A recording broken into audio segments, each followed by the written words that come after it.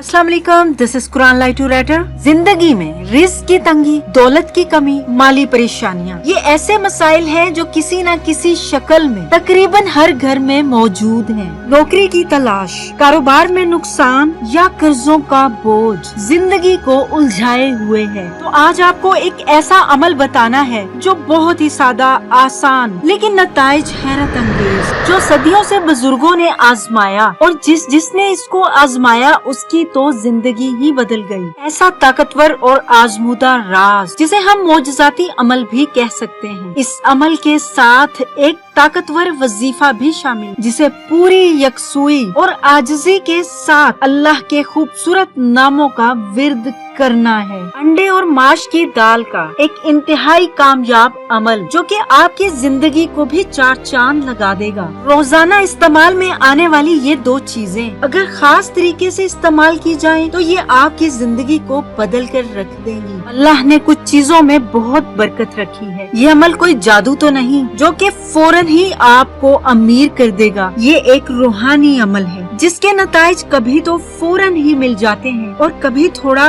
वक्त लगता है। जो भी पुख्ता यकीन और सब्र के साथ ये अमल करता है तो अल्लाह उसे जरूर फायदा पहुंचाता है, क्योंकि आपका यकीन ही आपकी ताकत बन जाता है। इस अमल को करने के लिए किसी खास दिन की जरूरत नहीं है। ये अमल किसी भी दिन किया जा सकता है। बस आपको एक अंडा और दाल माश चाहिए। एक मुट्ठी दाल माश और एक अंडा लेकर किसी पाक साफ जगह पर बावजू होकर बैठ जाएं। अल्लाह से माफी तलब करें और रिज्क में बरकत की दुआ करें। फिर एक हाथ में दाल माश ले लें, उसके ऊपर एक अंडा रखकर अल्लाह के इन खूबसूरत नामों का विर्द करें। या करीमू या अल्लाहू, अल्लाह के इन नामों को 70 बार पूरी तवज्जो और ध्यान से पढ़ें। इस विर्द को कम नहीं पढ़ना, हाँ ज्यादा बार पढ़ लें तो कोई हर्ज नहीं। 70 बार या करीमू या अल्लाहू पढ़ लेने के बाद इन दोनों चीजों का क्या करना है तो सुने। अंडे को आपने 7 बार दाएं से बाएं और बाएं से दाएं अपने सर के गिर्द घुमाना है और यकीन रखें कि ये अंडा अपने साथ